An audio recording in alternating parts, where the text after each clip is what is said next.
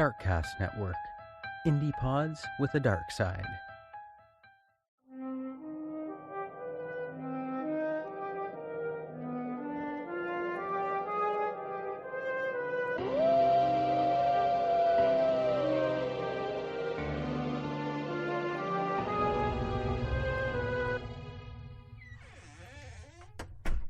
You are listening to Castles and Cryptids, where the castles are haunted and the cryptids are cryptic as fuck.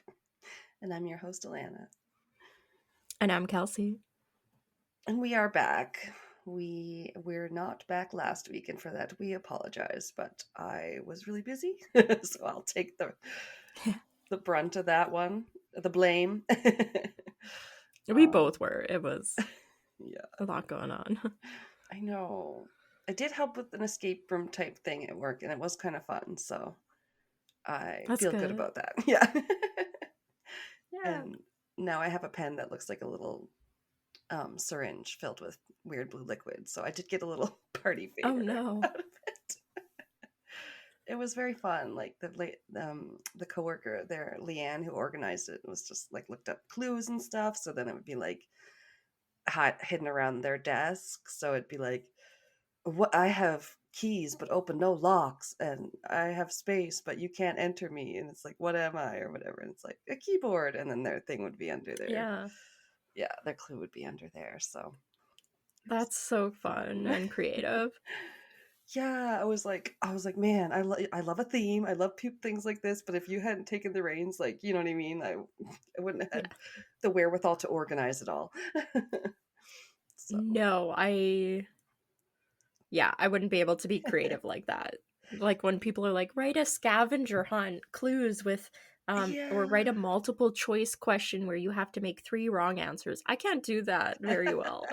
I'm not creative. My mind goes blank. It's helpful when she had some like examples they had printed out of different ways you could make clues, and okay. Yeah, so I just found one that was kind of easy, like almost like hide it in a paragraph, kind of like bold the letters you want them to, that's the clue, and then they have to rearrange them or whatever. So it's something pretty easy like that. Then I just pick a passage, and I was like, okay. And then cool. This other lady that we work with was supposed to be helping, and Heather, she was just like, nope, just too complicated. And Leanne said she just was like, I'm sorry, I can't do this part, like, because she's really good at like baking and crafts and stuff like that. She's part of our social club now. But yeah, I was like, no, I looked at the other clues, puzzle things you could do, and Sudoku, and I was like, nope. That won't work with my brain. But I can barely solve a Sudoku puzzle. I don't want to create one. Yeah, numbered puzzles are not my thing, but word puzzles I can usually get pretty good. So yeah. I used to do Sudoku sometimes, but you got to do that shit in pencil because you're gonna erase it 1,000 times. Exactly. Or do like my dad did. He would what did he do? He would figure out what like obviously there's pre-filled ones, so you know like what numbers can't be in what spot. So you figure out like a couple of those first where like those numbers can't be, and like sometimes you only get one option left for those ones, so then he would like do those in pen because he knows like you're not changing that one can't change. It's all, and then he would basically write over my head. Every number, right? Then he would write every number that was available for each of the squares. I think it was like so weird. And then you would just like erase which one as you eliminated them, and then it would I don't know. Cannot. Thank you. It was a lot. I was like, no thanks, I'm gonna play solitaire on my phone like my mom used to do on our computer. I love solitaire. You can't say that you can't do quizzes, because we did quizzes for each other on Patreon, and you came up with questions, so there you go. Yeah, but they weren't very good. Maybe we need to do some more puzzle quizzes on Patreon. Oh my god. No. That's funny. Yeah, we were just talking about doing some new things on there, so maybe we'll get to that in a bit. But we should probably tell you guys what we're talking about today. And it's not Sudoku crimes. Thank God. Oh my God. My eyes would just glaze over. Has there been a Sudoku crime? I know there's like a chessboard murderer or whatever. Oh yeah. I don't know. Like I feel like Wine and Crime's done everything under the sun. So if anybody, it'd be them. Your left index finger crimes. Ironically, we're not even talking about crime today. It's haunted. No, we aren't. I mean, sometimes some crime comes along with that, so I shouldn't say no crimes or atrocities were ever committed in these. Yeah, I have a bit of atrocity. Great. We bring the comedy, the atrocity, and sometimes the history. Well, there's always history with hauntings, so yeah, par for the course. Yeah, that's you got to learn quite a bit of it. Haunted. Yeah. Yeah, exactly. But yeah, I do think mine's a little bit of a bummer in some ways. I'm sorry. Oh no. Yeah, mine kind of is too. No. I mean, you don't get anything haunted without having a reason. It'd be like, this place was beautiful and such nice architecture and only happy things happened here, but it's haunted for no reason at all. Well, it's like old houses. You're like, definitely people died there because people just died at home. Yeah, exactly. Yeah. They just died of old age or died in their sleep. Right. It doesn't always have to be something super bad. No, but we don't need to tell you how hauntings work. No. Yeah. Oh my God. No, I'm excited. This is a good one. Haunted hospitals specifically, which is a specific kind of creepy, really. So yeah, it is. I think one of the creepiest to me. Specifically like sanatoriums and other like ones called stuff like that. The really old ones, of course, which we've touched on some of those before, but the modern ones too. Yeah, the modern ones as well. Yeah. Great. I'm knuckled and buckled. Mine isn't too old. Like, it's called the Clark Air Base Hospital. Air Base? But when it was first, yeah, because it's a military hospital. Oh, damn. Yeah. It wasn't originally called the Clark Air Base Hospital, but I'll get to it in a second. It's located on Luzon Island. And it has now, like, kind of its infamous history has kind of earned it the reputation as one of the most haunted places in the Philippines. I was gonna say, is that in the Philippines? Okay, cool. Yeah, on one of their many islands. I wasn't expecting to go there today. Yeah. Yay. Well, this one I told you I had picked out when we had done one of our other haunted ones. And yeah, because I wanted to come back to it. So yeah, it was nice to finally get a chance to cover it. We pick our own topics. We there's just so many things to choose from. It's just like every time. Yeah, sometimes. Right. So it seems like it was built about 1903, and it was used by the U.S. as an officer's post. And at that time, it was known as Fortification Stotzenberg. Wow. Tell me it's German without telling me it's German. Yeah. I'm like, why? If it's in the Philippines and it's by the U.S., is it called Stotzenberg? Oh, yeah. Interesting. Yeah. Maybe one of the military members it was named after or something. Maybe. I think there was an explanation, and it's long gone. I wrote these notes like a week ago. I don't remember anything. I might as well be cold reading this. Oh, that's funny. And I had to finish mine. Otherwise, we might have been able to record it a little earlier in the week when but nope. I was like, oh shit, nope, these are not done. And now we're recording it on Yeah. Saturday, which is nice. So yeah, it worked as like this military officer's post from 1903 or so until 1941. Mm-hmm. Then from 1941 to 1945, it fell under Japanese occupation during World War II. Oh. And I think at this point is kind of when it turned more into, because I don't think it was really used as a hospital yet. It was more so Right. just like their officers' post, like kind of command center. So during this Japanese occupation, it was used as a prison and execution site where many prisoners of war were confined and executed. Damn. Yeah, they can be really versatile, those military bases and stuff like that, where they're just like, well, now it's this. Yeah, right. Whatever wartime. Whatever you Just need like it when to they be. go. Yeah, it's the Yeah, military base of sometimes requirement. during.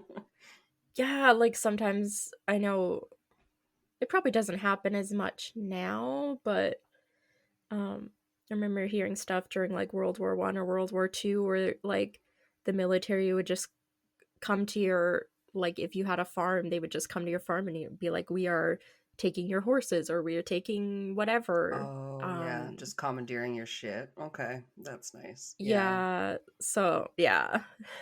Yeah, Um for sure. I think I've read about that in the later Outlander books yeah, when they're not in good. American Revolutionary times. And they're just like, you live Yeah. here? We are here now. We are having a Yeah, meeting. right. Yeah. Yeah. Uh Yeah, so during this time, because the Japanese were using it and in control of the property, many American and Filipino people were killed in what they said was horrific ways in Oh. the it kept saying the hospital, but again at this point it wasn't really a hospital, like in the basement.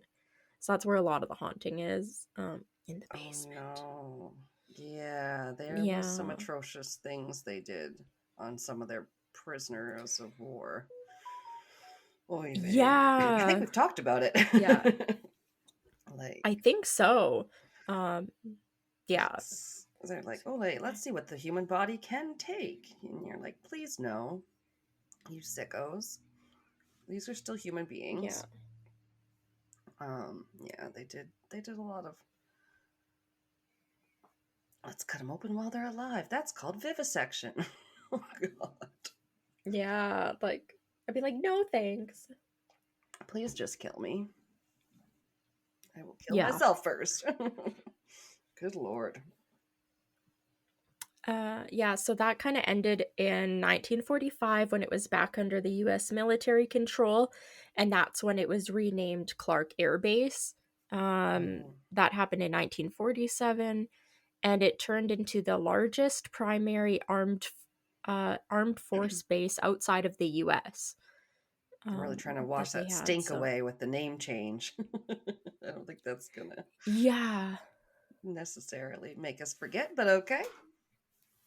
no, but I mean it wasn't done when it was under their control at least. So like they took it back. It's not like they were the one, like the US wasn't the one that was like killing people there. That was Japanese people that were occupying it. So yeah. Still Um sucks. yeah.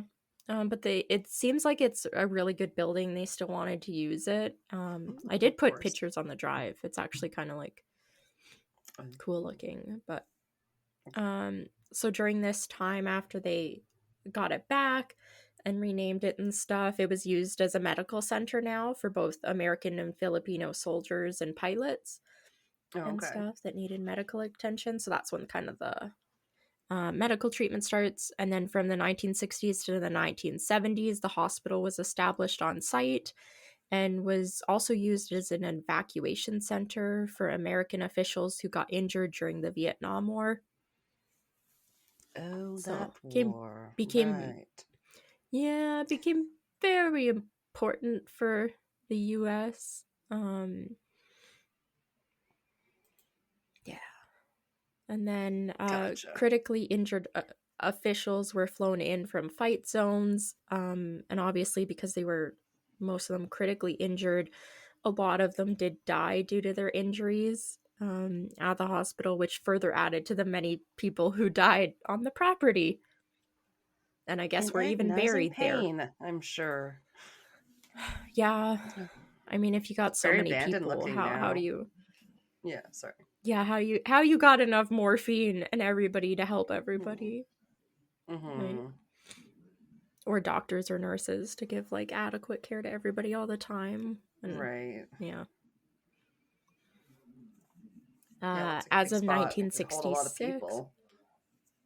Oh yeah, it's a huge building. It's Yeah.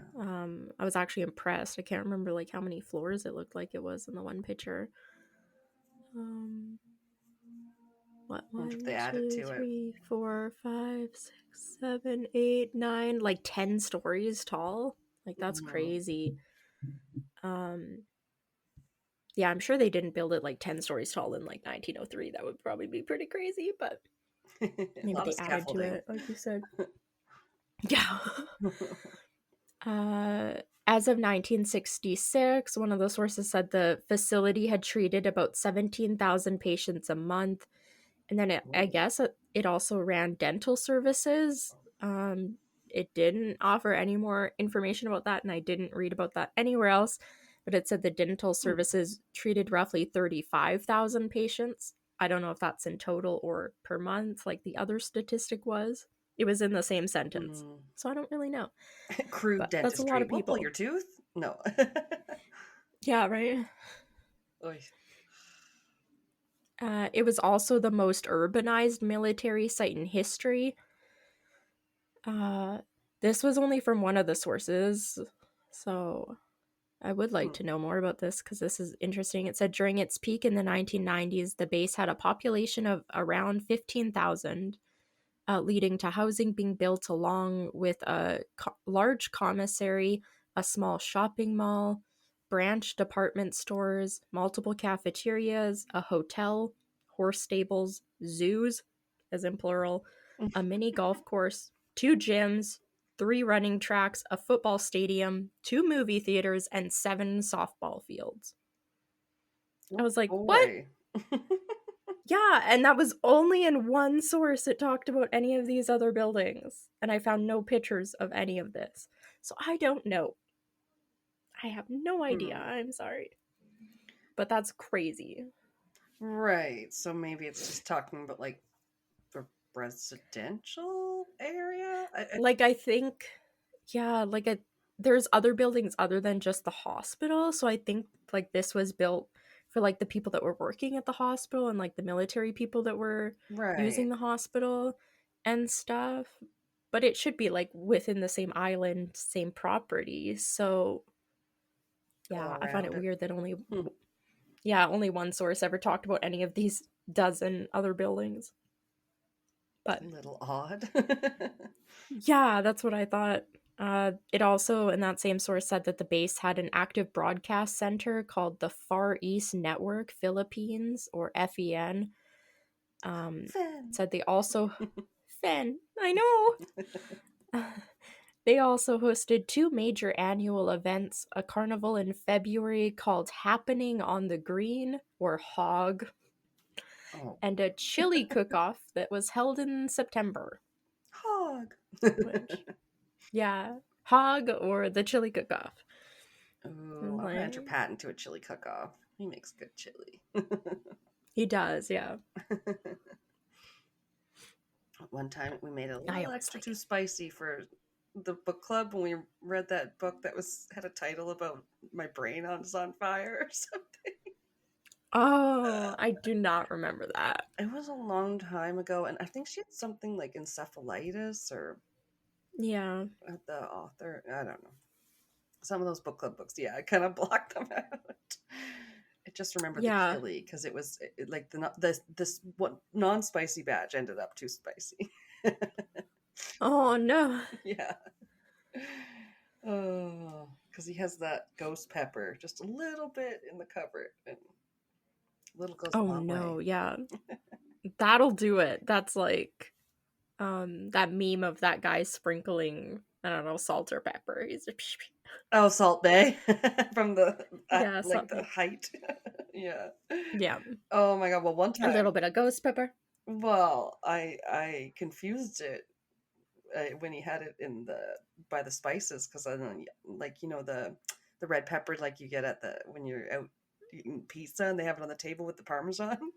I put that on my Oh pizza. yeah. Yeah. And then we had the ghost pepper stuff No. in the same kind of container, Oh and I put my some on my pizza god. one time. I didn't like die I would have because it was just a sprinkle, but I don't know. Holy shit. I would have been stuck in the bathroom for like 3 to 4 business days. Right? Like, I'm so surprised. I don't remember that happening, so I think I was all right. I think I scraped most of it off when I went, oh, that's not right. It's like when you spill the salt or the damn. pepper or something. Oh yeah, and you're like, let me dust this off. Yeah. Blow on it. Oof. Damn. Oh, that's a lot. Yeah. So, getting to the next thing, we jump ahead to 1991. So I guess Wow. during that time or those decades, it's just operating nicely as like this hospital kind of thing. Until 1991, when an eruption happens of Mount Pinta or Pinatubo, Cute. a volcano which severely damaged the base and the hospital, and it actually covered it in like 8 to 12 inches of ash, which obviously they ended up having to abandon it like immediately. Right. Very Chernobyl, Pripyat kind of deal. I'm Yeah. sure it happened very, very Eerie. quickly, and they're like, we got to get out of here. Yeah, cute name for the Uh, volcano. Not so cute effects.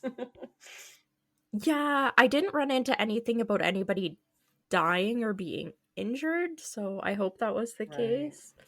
Yeah. But That that's a lot ash, of people though. to have to evacuate still. Yeah, and Yeah. breathing problems. The US military pulled out of the Philippines at this time, leaving behind the building basically to fall into ruin. Mhm. And my next sentence says it now lays abandoned inside the Clark Freeport Zone Airport. So I guess there's still a functional airport there, and this is kind of like Oh, on the they built like grounds. the airport kind of like near it, but this site is kind of off limits. That's good. I think in like Nobody ever goes to from places that are off 1990. limits. No. Sorry. Absolutely not. Never, because the base was very popular for ghost hunters and travelers, Right. and like paranormal investigators who have documented quite a few chilling experiences there. And many ghost hunters have vowed never to return because it was so terrifying. I mean, even the stairs on the outside are falling to pieces with holes in them. So, yeah, Yeah, that part's it's pretty very scary dangerous. too. Yeah. It's very abandoned, which I Yeah, love to which look at. Yeah. um so even when the hospital was open and operational, I guess, nursing staff and other employees were already reporting things like doors opening and closing. Others reported Hmm. seeing people standing around that would suddenly vanish into thin air. So, yeah. Damn. I kind of like categorized some of the experiences that have been reporting. So, for things that people are hearing, most common experiences is hearing like mumbles and voices.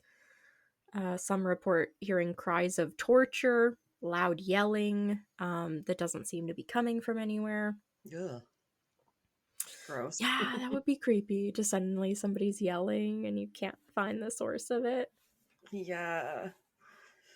Just as bad as shrieks and screams. Yeah. People report the sound of footsteps coming from behind them, like they're being followed around, and then when they turn around, there's no one there. Okay. Prankster ghost. Yeah, right. Jeez. Doors have been seen and heard shutting, even without any wind or people around them.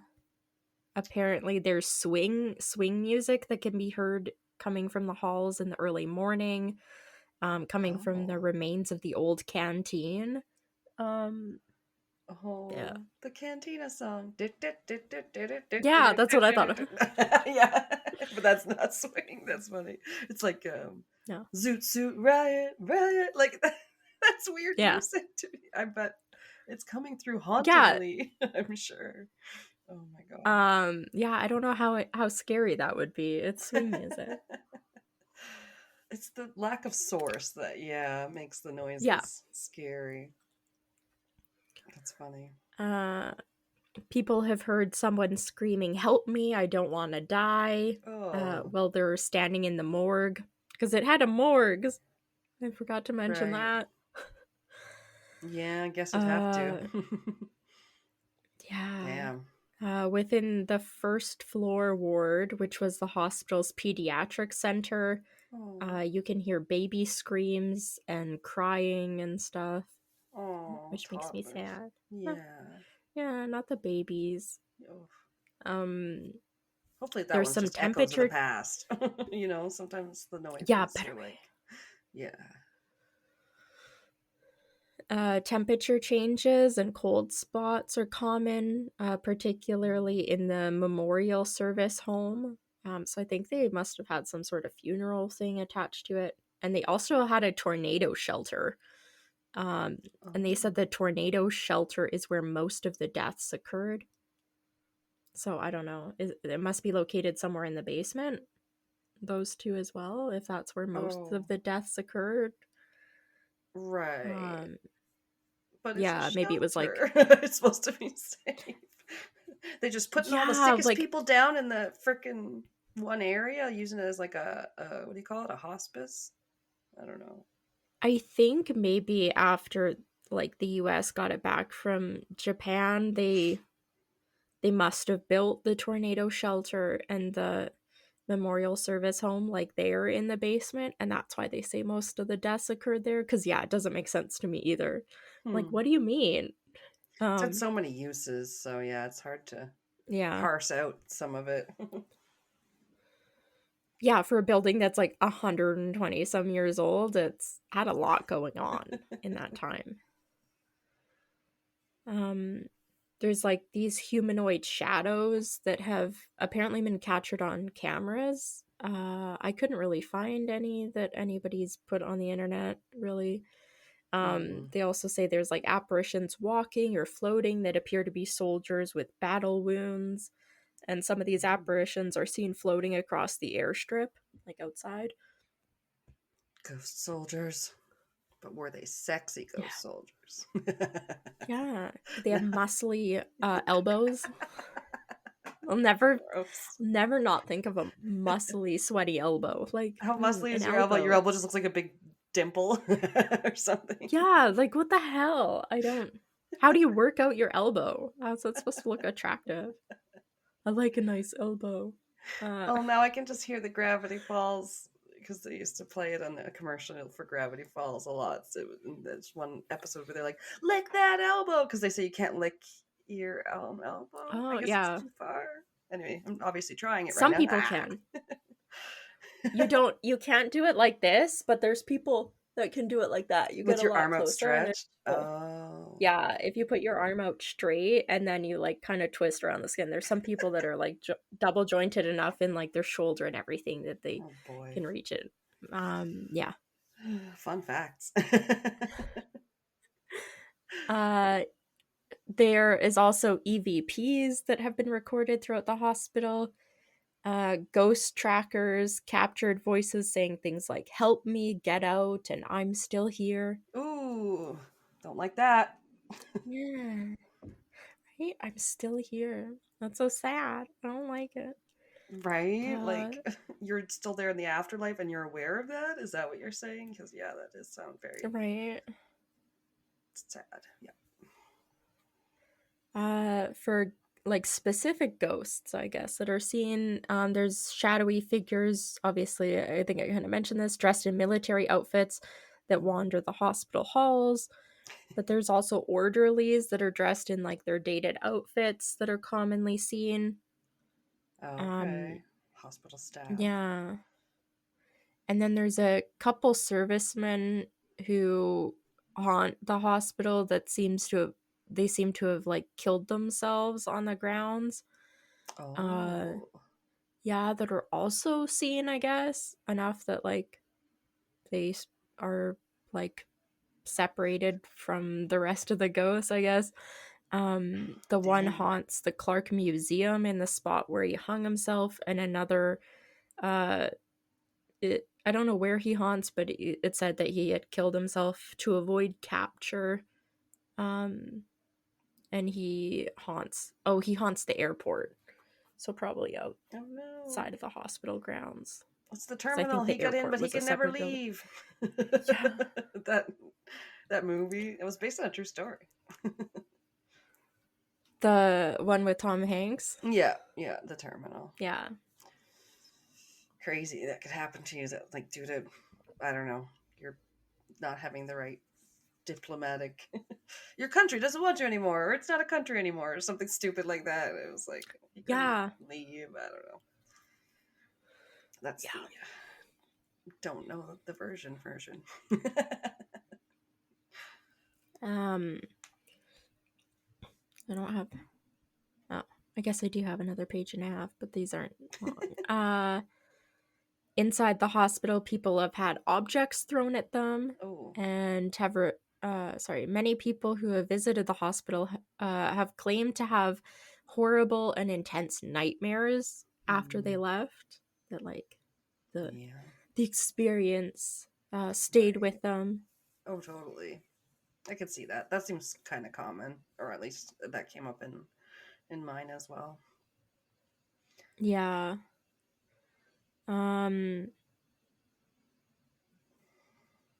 Yeah, then they listed the most haunted places said to be the functioning room. I've never heard of what a functioning room is. But it said where spirits of trained professionals and patients are seen. Oh, okay. I think most rooms are functional, so I don't know why one needs to be a functioning room. It's before they came up with the waiting room and the other little room that you go in to wait more. Yeah, the secluded waiting room, the public waiting room. I have to go back there again because I went to renew my I thought I had renewed my puffer prescription, and then I went to do it and it was like, nope, still expired. And I was like, did I forget to take it with me? And they're like, oh yes, probably, but also it was only good for like 3 days, so if I that's stupid. If someone with me, like, doesn't get around to it right away, it was already expired, so I had to make a new appointment.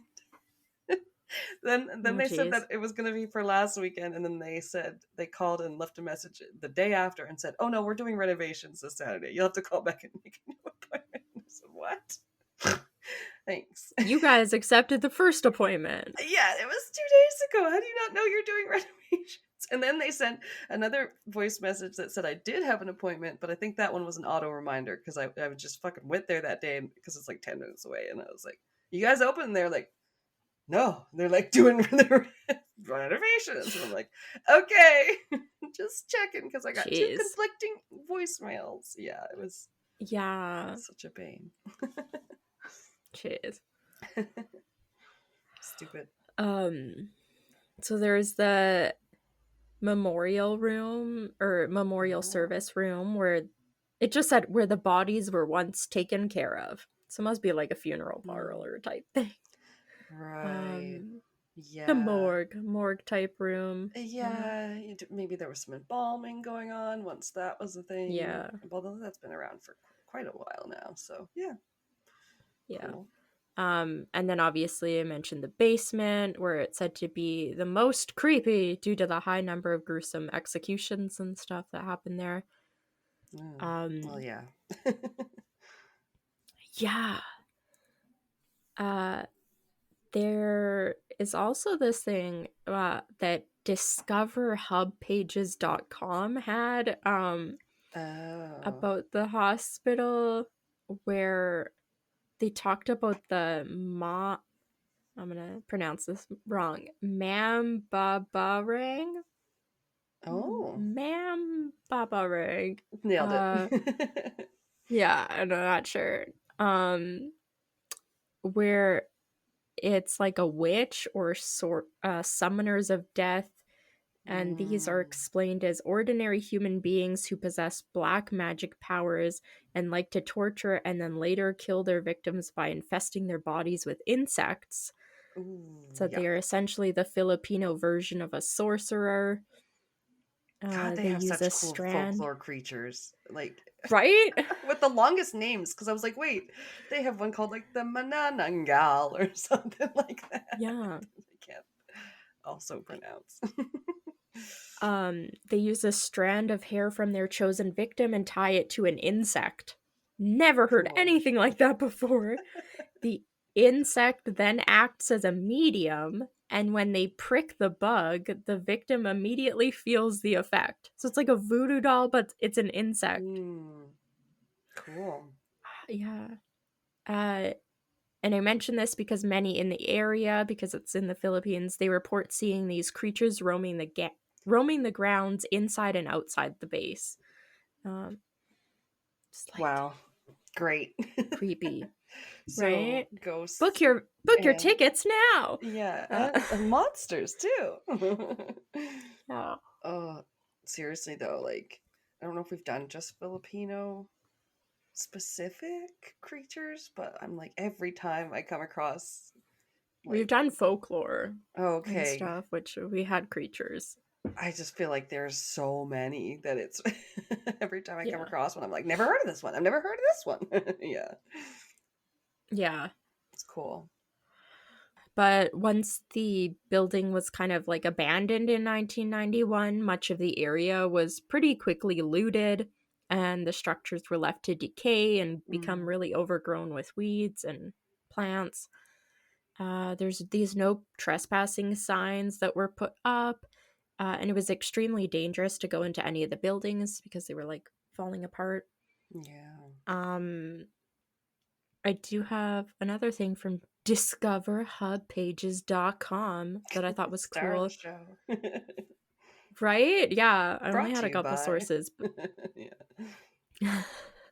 But this was a story off their website from a security guard they must have talked to, who stated that underneath the hospital is supposedly a dungeon that leads to a chamber where the dead bodies of American soldiers were thrown and kept, though it is unclear as to why, as there was also the Clark Veterans Cemetery, which is located directly inside the main gate and sits on 20 acres.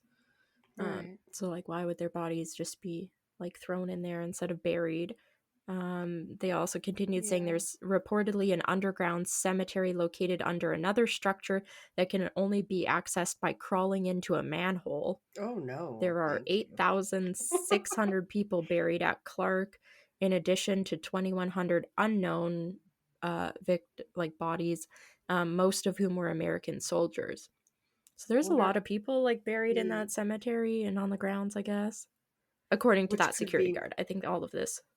Yeah, and that's kind of when people start to be like, well, what the hell are we going to do with these bodies? And then catacombs happened and stuff like that. Or just respecting of people's bodies. They're just like, well, just pile them over here or whatever. Who cares? Yeah.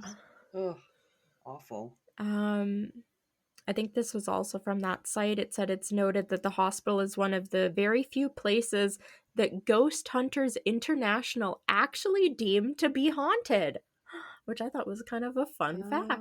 Okay. Oh, Ghost Hunters. Yes, those guys. Ghost Hunters International. Yeah. Right. Yes. And they themselves said that the base was one of the most haunted places they had ever visited. And it said, which is incredible because they visit places all over the globe. Well, they're Ghost Hunters International. Yes. Yes, but it's more incredible because they're not ghost adventures or some people who are just like, maybe this whole place is haunted and just like playing it up. They're more trying to be like on the debunking side, I find.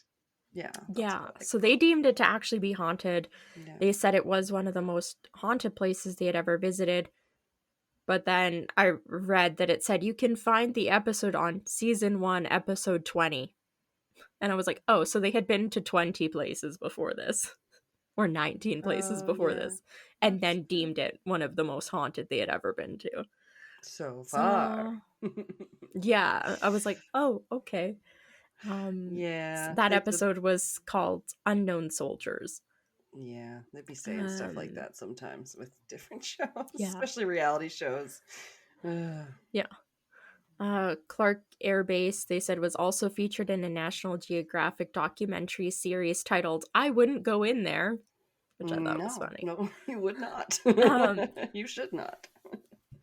But I did want to mention that just before recording, I was trying to look up more pictures, and I ran across a thing that was from last year in like 2024. Right. That said that the whole grounds is actually being renovated, and none of the other things talked about this. So the whole area, I guess, is closed off, and the Clark Air Base Hospital is being fully renovated and will be the future site for the National Museum of the Philippines. So if you do, so you can't like go explore it anymore because it's being actively renovated as of 2024. So wow. Yeah. That's cool. Which I didn't know about until literally 10 minutes before we started recording. And I was like, oh, so you can't. We need those 10 extra minutes. It's a good thing. Yeah. I was like, oh. Yeah. Or no, I was going to say my oil change took long, but it didn't. Your stuff took a little bit longer. Yeah. We both had errands to run. Well, yeah. Yeah. Sorry. Yeah, so it sounds like they're renovating it and it's going to be open to the public again as the museum. So it's going to be so much work. You won't be able to ghost hunt there, I guess. Yeah, probably nobody has been able to for a long time if it's been abandoned. Yeah, it said that people were still like going there, not necessarily with like permission or anything, but probably I think they've been renovating for at least a year. But yeah, I thought it was weird that none of the sources like talked about any of that. So I don't know if the renovation's been completed. Yeah, or if it's open now. But I mean, gonna be one haunted museum, but that's kind of cool. It's history, right where history happened. Yeah. So I think it's cool, I guess. Yeah. I don't know. Yeah, I'm just like, all right. It just feels like, wouldn't they have to raise the whole building? I don't know. Depends on what's left, I suppose. Yeah, I did find like one picture that, I don't know, it was kind of an aerial shot of the building saying it was being renovated, and then I found a YouTube video that was like a guy that like was standing in front of it and it had the new sign and everything, but the rest of it looked like it was abandoned still, but it had a nice new sign saying like Museum of the Philippines, and then it said Clark or something on it. So it was like, oh, so they have a new sign, but like they're still working on everything else. Yeah, future site. I did see that picture. I was like, oh, okay. Yeah. So I don't really know. Maybe it's already opened because that was from like last year. Yeah. I've seen the way things move. They've been working. Yeah, sometimes it can be overpass around here for 10 years now. No. On Wiki Travel, the Pacific Northwest is best known for its beautiful coastline, green interior, rainy weather, and spectacular mountains. But because of all this, it's also the perfect place to go missing. My name's Carmita, and I grew up in the Pacific Northwest in Portland, Oregon. I host a podcast called Missing in the PNW.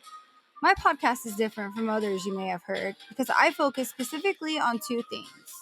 The first is that all of the missing person cases that I cover are strictly from the Pacific Northwest in Oregon and Washington. I know, the title of my podcast should have given that one away. The second thing is that my podcast focuses strictly on missing persons from marginalized communities, such as the Black, Hispanic, Native American and Indigenous people, and the LGBTQ plus communities. You know, the ones that get absolutely no media attention. Now, I am not an investigative journalist or a reporter. I'm actually a widowed mom of 3 who loves true crime and has a passion for social justice. So join me in helping to spread the word on these missing person cases and help be the voice for the ones that are now voiceless. You can find Missing in the PNW on all of the major streaming apps, as well as on socials at Missing in the PNW Podcast. If you have a case you want me to cover, please email me at missinginthepnw@gmail.com or send me a message through Facebook Messenger. I hope to talk to you soon. And remember, have fun, but be safe.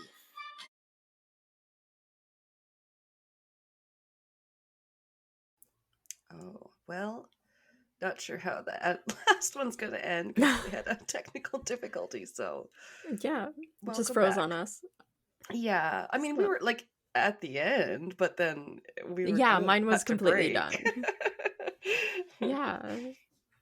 And then it was just like, yeah, now. And we're like, oh, okay. I was like, Kelsey froze. Wait, what's happening? Yeah. My computer. It hates me.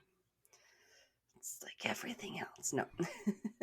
It's No. the ghosts. Ah. Yeah, all our talk about haunted ghosts have corrupted our laptops. My laptop is so dusty. Oh my god. Oh no.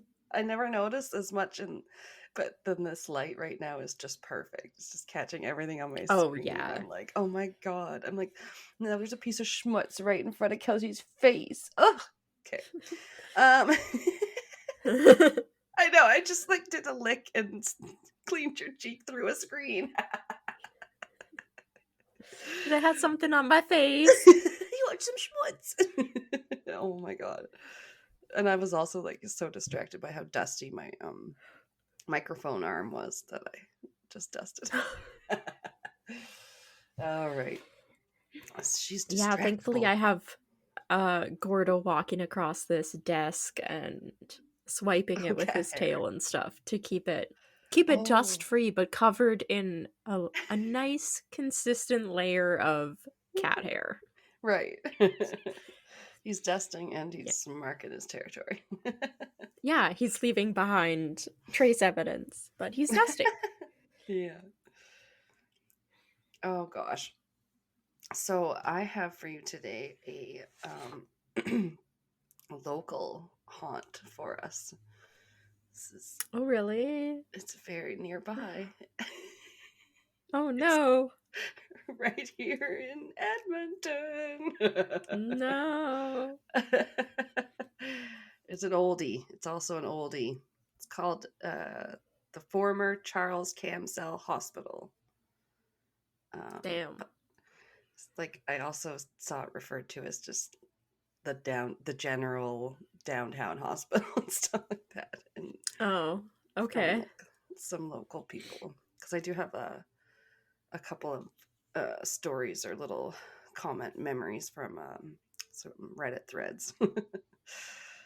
Okay. Thanks, Reddit. Yeah. Always my friend. But yeah, I hadn't heard of this one. I take it you probably haven't either. No, it doesn't ring a bell. Yeah, it's been closed for a while, so I guess that makes sense. We are not that old, guys. Yeah. And it was first used as a Jesuit college in the early 1900s. So mine started quite around the same time yours did. There was a lot of similarities I was noticing. Okay. Yeah. It's named after Dr. Charles Camsell, who was, I guess, a geologist and something called the Deputy Minister of Mines and Resources.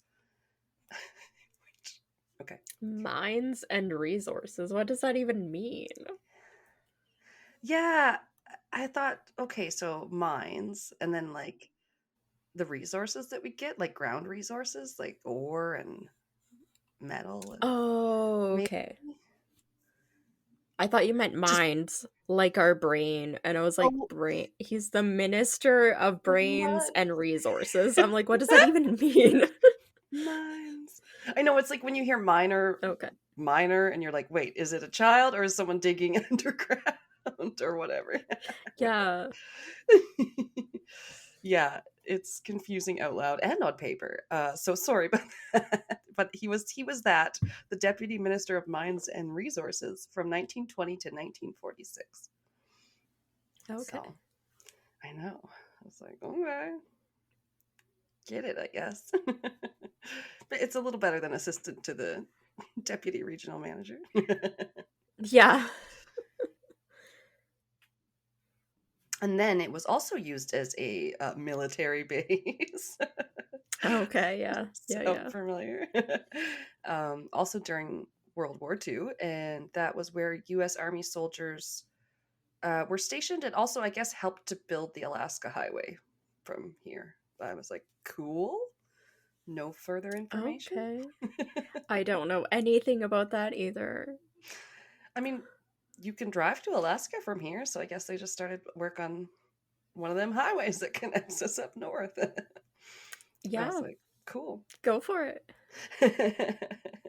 Maybe we'll go up there one day, but I can still endeavor to see the northern lights from here because sometimes you can. We're Yeah. up north. I'm always jealous. I've never caught them.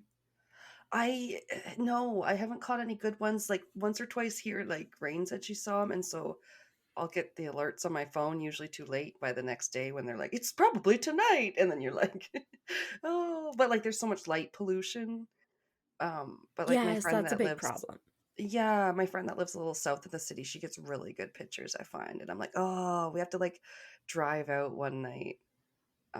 Yes. Yeah. Yeah, just one of these days. And then just sit in the car and just wait. And because like even up until Yeah, this there time of year, was they're still happening, which is, I'm like, that's crazy. But yeah, yeah. there's a photography group. I don't know if I'm still part of it. I All left a right. couple of them, but the one they were always talking about like the best spots to look at the lights and everything. But yeah, it was always like an hour outside of the city.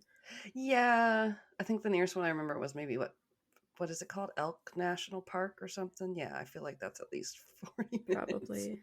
Yeah. So that would be a commitment if you were gonna do it to take the pictures.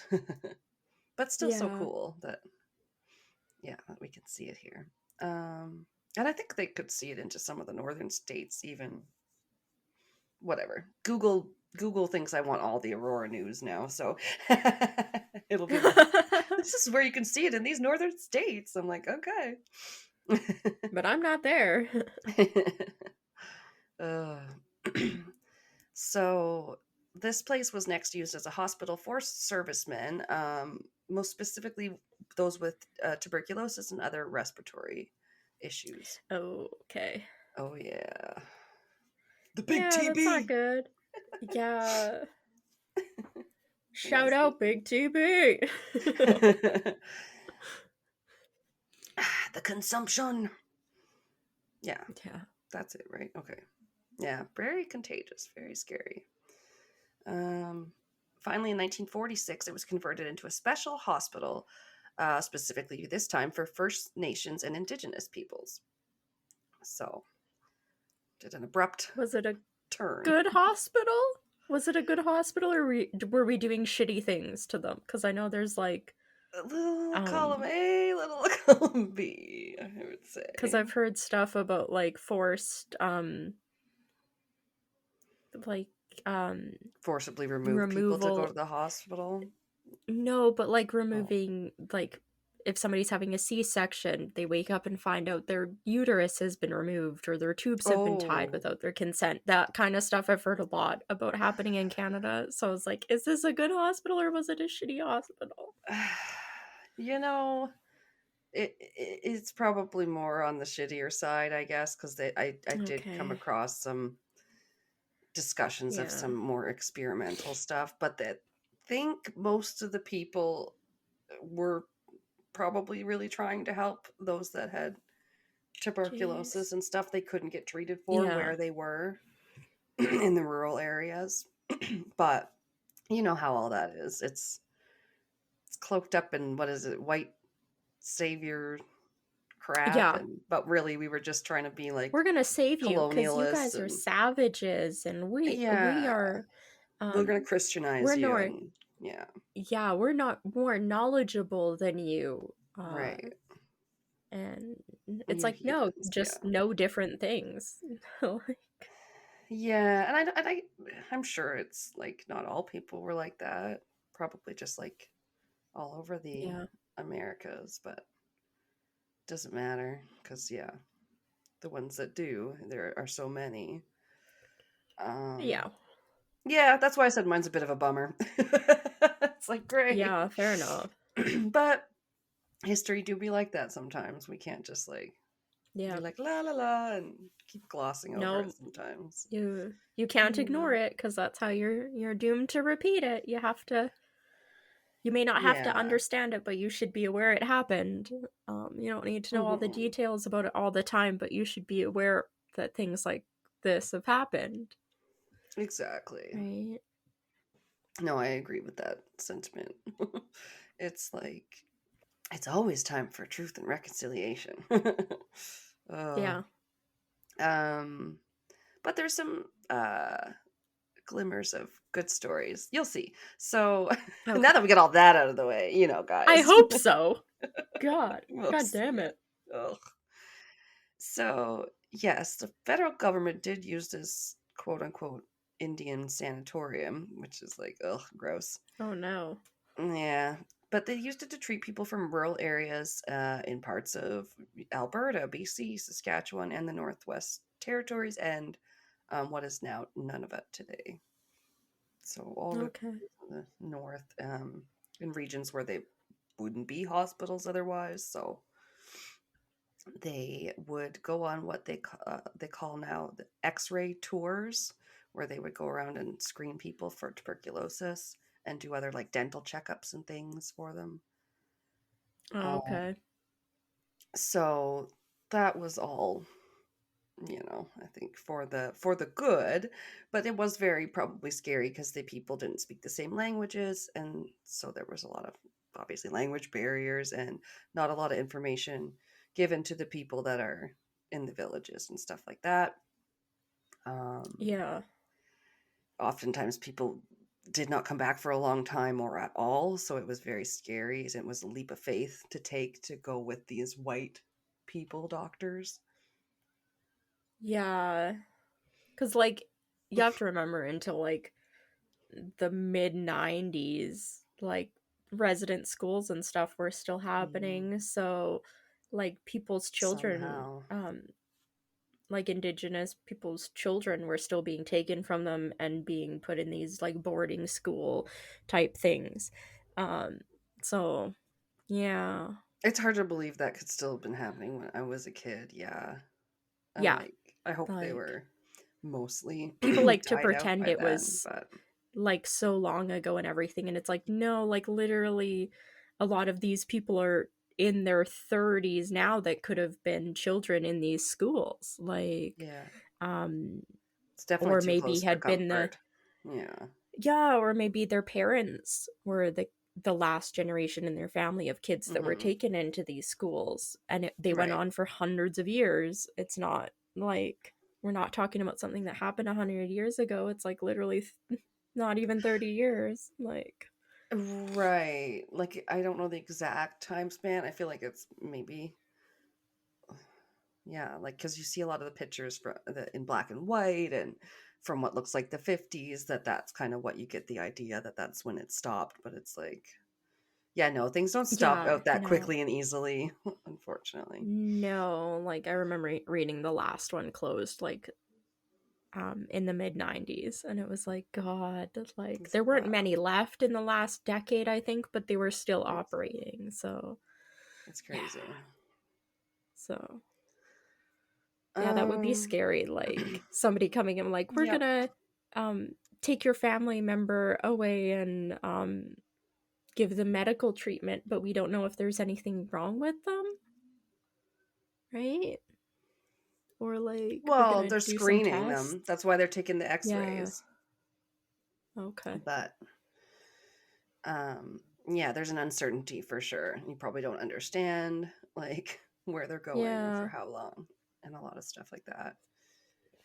So there's a freelance writer, and this is a cool title to have: Edmonton's third historian laureate.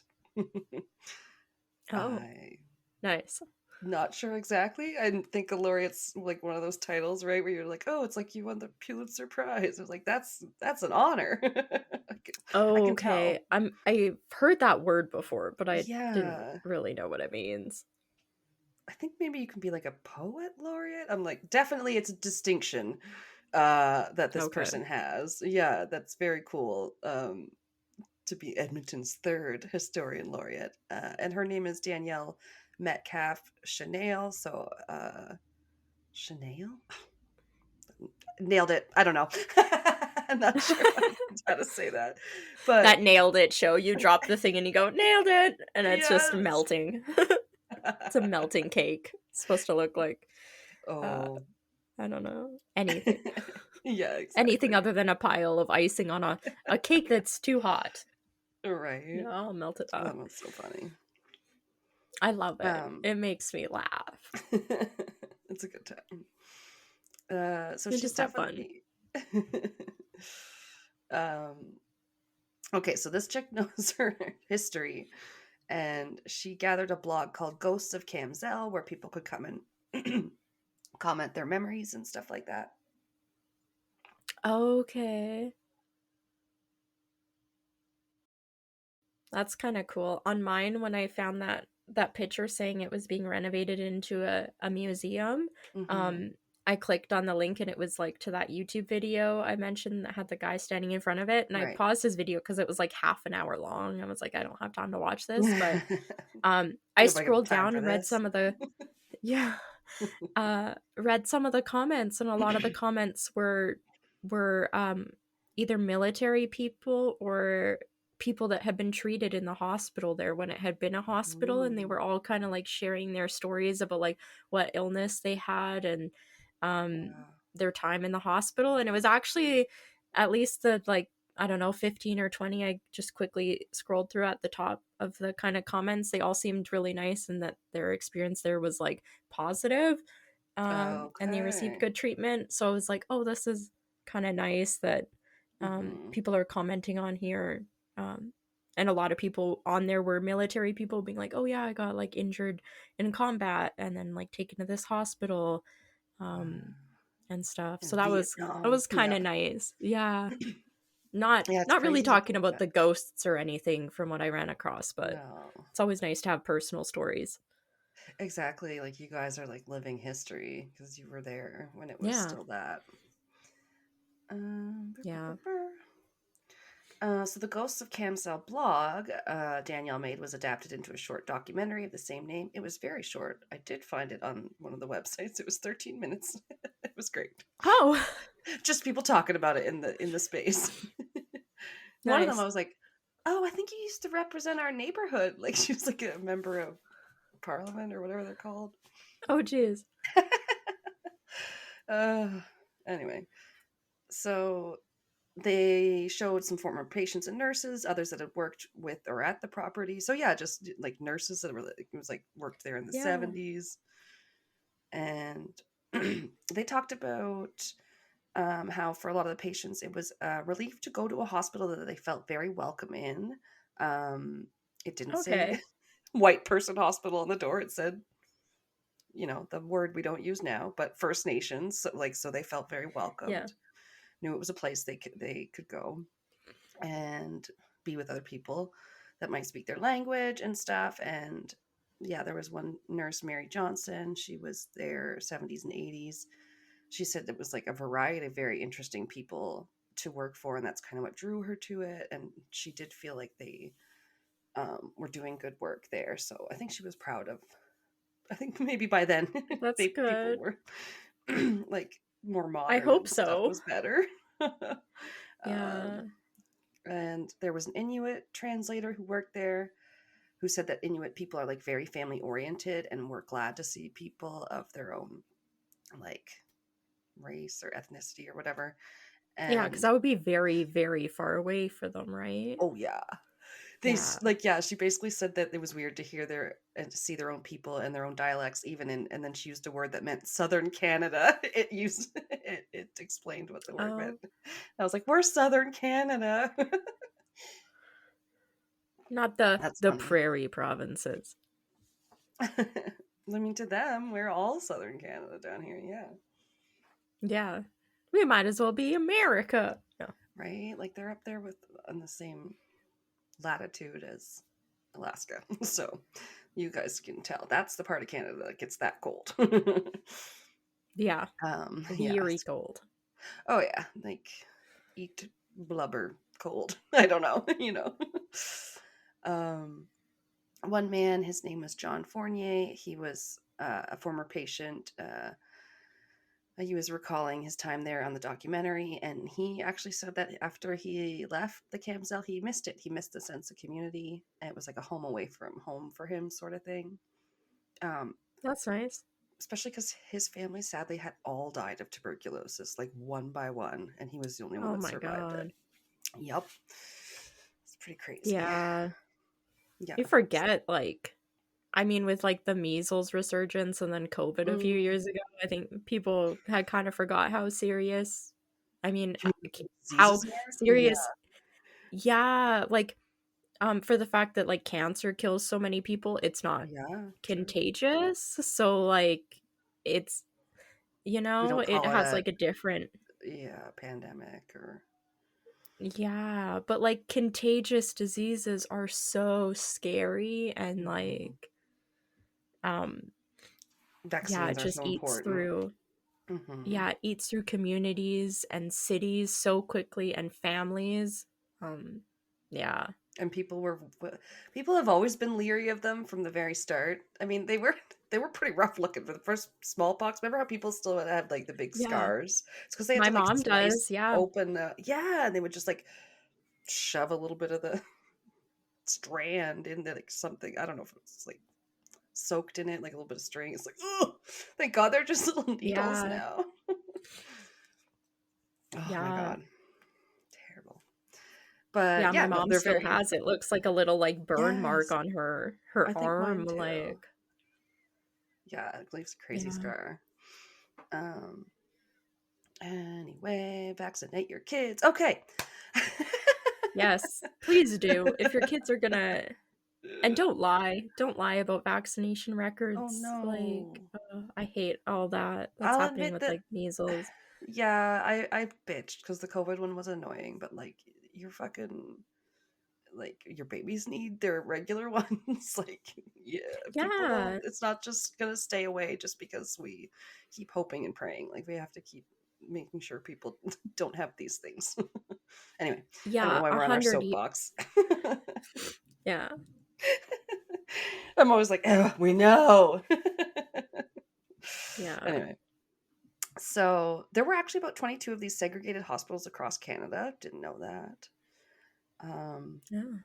So like they tried to keep their patients busy because the main treatment at this time was basically rest, and there wasn't a cure, right?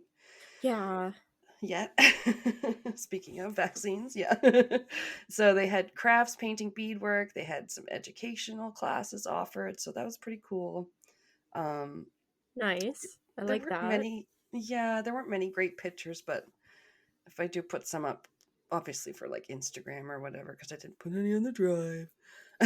There was one, they're like 4 nurses around a smiling like young lady's bed, and they're handing her all these flowers. I was like, okay, there was some moments where they had some photo ops, and some people look like they had some happy times, and they had some places for the kids, which I have a little bit of a kid that went there and didn't have a terrible time.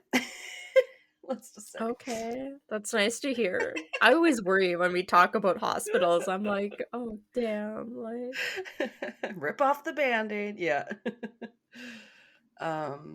Okay, so one story that's featured in a lot of the articles and stuff is from Louisa Barrel, a woman whose dad went to get treated at Camsell Hospital when she was just 17. Her family was living in Cambridge Bay, Nunavut, and her mom passed away when Louisa was only 9. So this was very sad that her dad went away when she was only 17. Oh, wow. Yeah, his name was Joseph Eliak, and he had lost his toes as a child due to an illness, so he kind of had to walk on his heels ever since that. So what they had offered to him was prosthetics, for his feet. They were going to give him some toes, I guess. Okay, I've never heard of prosthetic toes before. I've heard of like right? animals, like a duck. They'll give like a duck a fake foot. Oh. Sometimes, I mean, stuff like that I've heard about, but I've never heard about prosthetic toes for people. Yeah, I mean, I'm sure they had to make some sort of end cap situation, like a little bit of foot, some toes, Yeah, sticker on there. huh? But yeah, you'd have much more balance, I believe. Yeah. So they offered him prosthetics for his feet. Joseph, in his 40s at the time, had never flown before, so I think that was quite a novel experience. Oh, wow. For him. He basically stayed to see the birth of his grandchild. I don't know if it was... Oh, yeah, I think it was Louisa, one source said. Louisa was giving birth to her son or something. And then he left, and she never saw him again. Sorry. Oh. Yeah, he didn't come back, and he wasn't even sick when he left, right? So that one's a very sad one. But she did later learn from someone who did return that he had gotten ill at the hospital and died there. So he must have caught something. And that's so sad. Mm-hmm. Especially because he said that he was calling out his daughter's name before he died. I'm sorry. Yeah. So now she and her, I don't know if this is her niece or not, because it said Joseph's granddaughter, Kathy. Aitaok. How do you think I say that? Am I the asshole? No. It starts with Aita. Am I the asshole? Aitaok. That's my best guess. So that's Joseph's granddaughter, and his daughter. They are now searching for answers to where he was buried. Even they would like to know. Jeez. Mm-hmm. Yeah, that's sad. Right, like his living relatives weren't able to be told where he was buried, because it's like when you were talking about in yours, like people get shuffled around sometimes after, and it's awful. Yeah. There is a gravesite now located by a former residential school. There those are again, and that's in St. Albert. So for those of you who don't know, that's just outside of Edmonton here. So some of the former patients were buried here, and then from the late 1946. No, I think I was going to put from the late 1940s. From 1946 to 1996, the children that were there helped to take care of the cemetery, I guess. That's depressing. A little bit. Like, maybe they liked it. My kid just had a ball weeding the garden for allowance money, but still. Yeah. She had her headphones on. I come back from doing my errands. She was still out there. I was like, wow. I'm sorry, I'm trying here. It's so terrible. But no, it gets better. So the school then closed in 1968, and something called Poundmaker's Treatment Lodge, located adjacent to the property, took over the upkeep of that cemetery.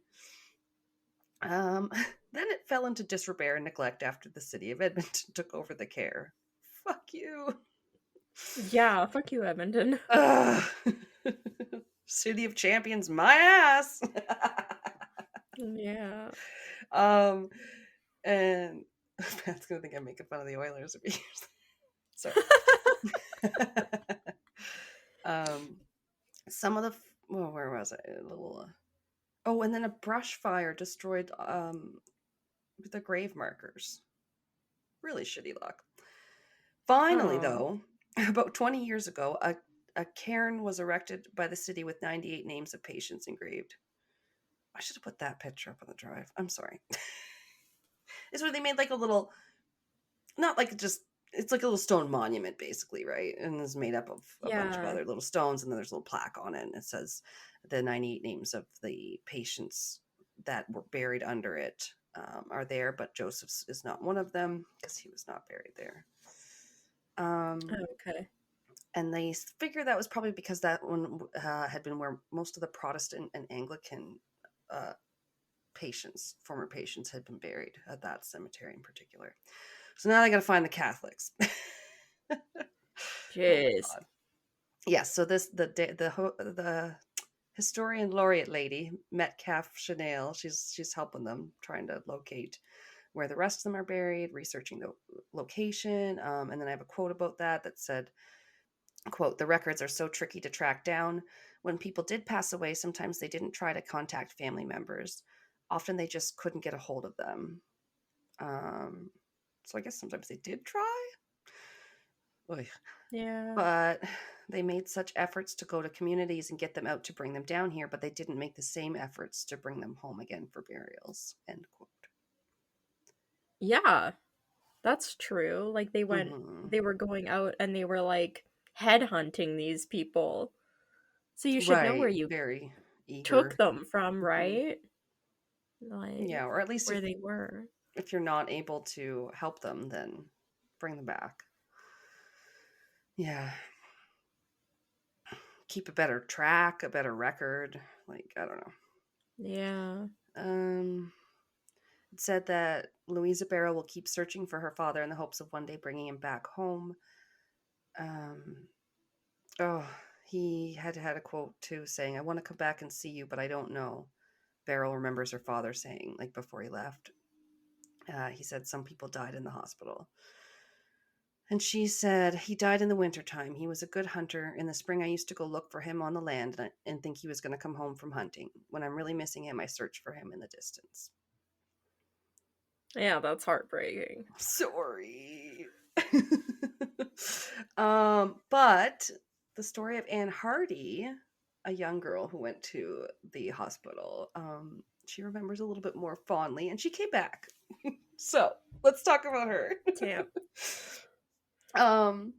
She was 10 and living in Fort Smith, which that's in Northwest Territories, I think. Yeah, up north. I'm so bad at geography, even like geography near me, like driving distance. I'm like, where's that?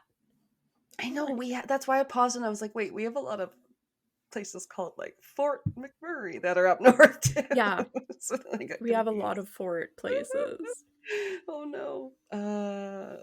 Yeah, I think this might be Northwest Territories, but I know it is up north somewhere. Good Lord. So she contracted tuberculosis. They came around on an X-ray tour and said they could take her to the hospital, and she got really excited. She was like, a trip.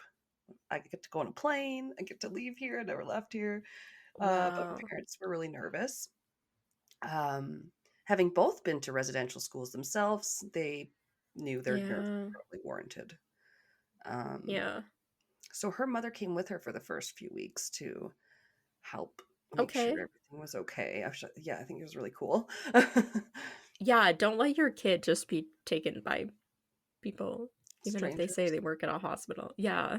Yeah, I'm glad they allowed her to come. I don't know. Yeah. So finally, when she did leave, she made sure Anne had regular contact with her, like a phone call once a week, so they could stay in contact and everything, make sure everything was okay, copacetic. And Anne kind of settled in and made friends with her roomie and some of the other younger folks that were there. There was like a playground area, and one day they had a field trip to the zoo, which she remembers that, as a fond memory. Wow. But then she had a scarier incident that kind of leads to her leaving. So, what did she say? Oh, hang on. Wait, first this quote. "Depending on the nurse that was working, it depended on how well our treatment was. We certainly didn't get the outright abuse they got in the residential schools, but bearing in mind that we were so far away from home and away from our parents, we certainly weren't treated with the compassion I would want children treated with," is what she said. Okay. Yeah. Yeah. Not great. She then witnessed a young boy at the hospital who was immobilized by a body cast, which I first read was just a typical treatment procedure for tuberculosis, and that terrified her. Oh. I've since come across sources that said it was used as a punishment, so take it with a grain of salt. I don't know. Oh my god. Because what? Yeah. Maybe I'm not familiar enough with like tuberculosis to know, but yeah, that doesn't even make sense. Unless you have a broken bone, you shouldn't be in a body cast. Just like, right, because like it's a respiratory issue. Yeah, for the most part. That's how it mainly affects, is your lungs, and then your body does kind of start to waste away. But that's not going to help him just to put him in a body cast for you. That's going to exacerbate the weakness. Fuck. Oh yeah, that sucks. Okay. So just, for another minute, it's just going to be bad again. She remembers how they opened his lungs and scraped out the TB. Apparently. What? I'm sorry. I don't know how or why or how or what. That sounds like a biopsy or something. Does it? Right? Okay, yeah. I'm just like, I don't know. To me, or it must or like when a they nightmare. Yeah, or like if they go in and do like a tumor removal, if you have like cancer, that's like a tumor and they can remove it, they'll go in and remove it. But why somebody else would be witnessing this surgery, I have no idea. Like, I think she might have been hearing about this part. I don't know. It must have scared her so bad. Oh yeah, if you're a kid, that'd be scary no matter what. Even if you knew that was what was supposed to happen, it would still be scary. That might be a bit of hyperbole. You may not be actually physically able to open up people's both lungs, but I don't know. I don't want to think about it too much. That's all I know. It's... Yeah. He survived that, because then she says, all I knew is he had to be in the body cast for a year. To me, that was torture. It was very difficult for him, and he was very weak when he came out of the cast. Like, duh. Oh, yeah. Seriously. They talk about after a couple weeks when you have a broken bone and stuff, you lose all your muscle mass in that arm or leg or whatever because of not being able to use it. So imagine your whole body. You'd probably have to relearn how to walk. Oh, probably. Yeah. So this caused her to call her parents in hysterics. Correct. Oh yeah. I would. Good thing she set up that phone call. And of course they were immediately concerned, and they sprang into action. So her father flew down and confronted the doctors, and Anne said this was a side of him she had never seen before. He was usually quite docile, but he argued with the doctors. No. You don't hurt my child. That's completely... Yeah. And they argued right back, saying that he was ruining her life, and he said, you are not doing this to her. You're ruining her life? Yeah. Well, I guess she does have tuberculosis, right? You said? So yeah. But they sent her home with some horse pills, and she never got it again. So she horse pills? What is this? COVID? This is Donald Trump telling people to take horse tranquilizers. No. Like big pills. Big pills. Oh, okay. You never heard it called that? It's like, oh, I can't swallow big pills. I bought the extra strength ibuprofen, and even though they're the gel ones, they're so fat that I'm like, they get stuck. If I don't take a big enough gulp, I'm like, no, I'm gonna choke. You know what? Because when I was 14 and I got sick, my mom's like, you're gonna have to start taking pills because a lot of your medications are gonna be pills. So kids don't medicine is liquid. So what we did is we bought M&Ms, chocolate M&Ms, and we bought Smarties and that kind of stuff. Yeah. Yeah, and my mom just had me practice swallowing them whole with water. And if you couldn't get it down and it came back up, it's just candy, it's chocolate or whatever. So it wasn't it had a bad taste or anything. It wasn't Yeah, it's just kind True. of melt. So I got really good. I would practice doing that, like Really until I good. got really good at swallowing all the pills. You would kick my ass at a Yeah, pill swallowing competition. It's like and this Reddit and thread I then saw that was like, "What are you 99 good better than 99% of people at?" It said. yeah, swallowing M&Ms. um, but Just then it was swallowing. funny. No, don't say that. I swallow. Um, Oh but no, god. it actually came back around later in my life because when I got braces on, Mm. normally people eat like I don't know, mushed up bananas or applesauce and yogurt and Jello for Oh, like for the the first, first couple yeah. weeks because your teeth hurt so Right, right. bad. Um, but I had gotten so good at swallowing stuff, I could still just swallow a whole like a I wouldn't take large bites of stuff, but I Mhm. could still just swallow it whole. Like a baby bite. So I was Okay. yeah, so my mom made me stew the one day, so I was Mm. swallowing like diced potatoes whole with like diced carrots and peas and everything, just swallowing everything whole.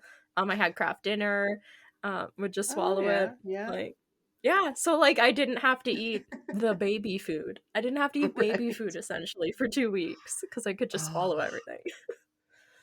Oh, yeah, So that's yeah, because that's it insult on is a top of injury when you have to yeah, and cheat. I hate Jello, and I don't want to eat Oh, mushed yeah. banana. Like, it's just awful. So, yeah, Yeah, I had she an just ex made that some. hated Jello too. I think they had a crusty one time. Like, you can't let it get crusty, Ew. like, without I covering the top. Oh, yeah, oh my lord. That's I like funny. pudding though. I like pudding. Oh, Bill Cosby, you ruined all your stupid old Jello commercials. There's always Pudding room for pop. Jello. You do the pudding pop thing too. I think I never got into pudding Yeah, pops. no. Ugh.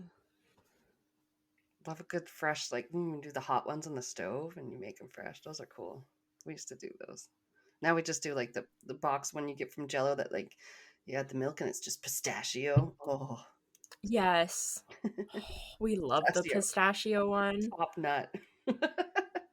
Yeah, just love Oh, that green food coloring and a handful of bits of pistachio. pistachio. They literally. Oh God, I'm sorry. I'm sorry. I It's know I'm like tangenting. pistachio extract and green food coloring. Yeah, But it it's tastes good. good. It's like the pistachio muffins are all fucking green inside too, man. Yeah. Do what my family does. We buy the little graham cracker or little Oh, like almost butter tart shells. You can buy them pre-made and then you make the oh, pistachio pudding and you put oh it in the no. tart shells and then you get some whipped cream and you put it on the top and now you have an upscale dessert. Dang. I mean, like, Yeah. yeah, especially that graham cracker crust. Like, oh, I Oh just made a bunch of those Rocky Road squares, and Rain will just be like, yeah. "Don't throw it out. I'm Ooh. gonna eat all the crumbs that fell on the bottom." Yes. Absolutely. Also, we will not Yep. go on another tangent, but they did ask one of the questions they got called in to ask on the Handsome Pod. I listened to was what's your top 3 favorite nuts? And mine were like the same as Fortune's. Oh. Anyway, we don't have time to get into a nut debate. Pistachio. Clearly cashew's number 1. Oh, but pistachio No. 3. Pistachio, peanut, and then Oh god. probably hazelnut because I just love Whoa. hazelnut spread or Whoa. Nutella. Left field. We're gonna need to add this to our Patreon segment because we're doing top 10 movie recs, so now we need to do Top 3 nuts. top 3 nuts. People are gonna be like, I thought Sounds this was so about bad. top 3 movies to nut to. Oh my god. I'm gonna have to cut this all out, you guys. We're like, The Conjuring. No. Oh, I'm sorry. It was just so sad. It's like crying. It's like laughing in church. We just had to go the other way. Yeah. I'm crying. Don't cry, Alanna. It's okay. You can get through it. Oh shit! I had one more sentence about her. Oh no. Okay. She now lives in Edmonton. Hey, girl.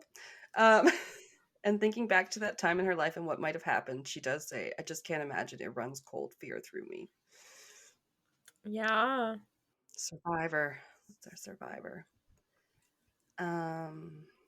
Okay, so as you were prepared for, they did do some horrible experimentation along with their treatments. Yeah.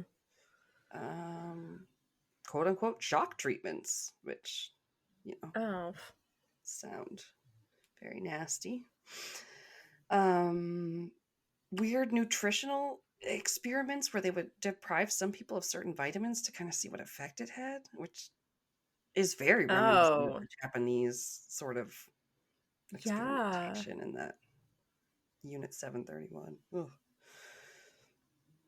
And there was some sterilization, so sorry. Yeah. Put a little trigger warning in our show notes for my case.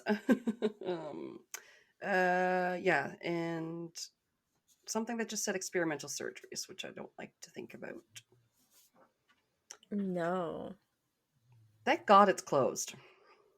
Yeah. It was torn down Gordo's once. behind me full on snoring. I can hear him from across the room. No, he's not close enough to the mic. Sounds crazy. I can hear it with the headphones in my ear. Okay, so end of the history. Torn down once before it was converted into a general hospital in the 60s. It has been abandoned now since the 90s, and just like in your case, bought by a developer who hopes to renovate it. What are they going to turn it into? Condos. Oh, fuck. A living residential condominium, whatever. First they got to remove the asbestos and other unsafe debris and ghosts. No, they can't do that. A group called Paranormal Explorers, because this was from paranormalexplorers.com. They didn't seem to have another name. Their team went in and did an investigation, which again, it wasn't recommended to go there. It was trespassing for most of its life now. They saw elevators moving on their own with no power hooked up to them, and heard footsteps through the 3-foot cement floors, and heard screams echoing through the psych ward, of course. Jeez. They also heard EVPs on their walkie-talkies, and one young girl haunting the psych ward that was asking where her parents were, and apparently scratching her arms. So. Smallpox. That's sad. Probably that too.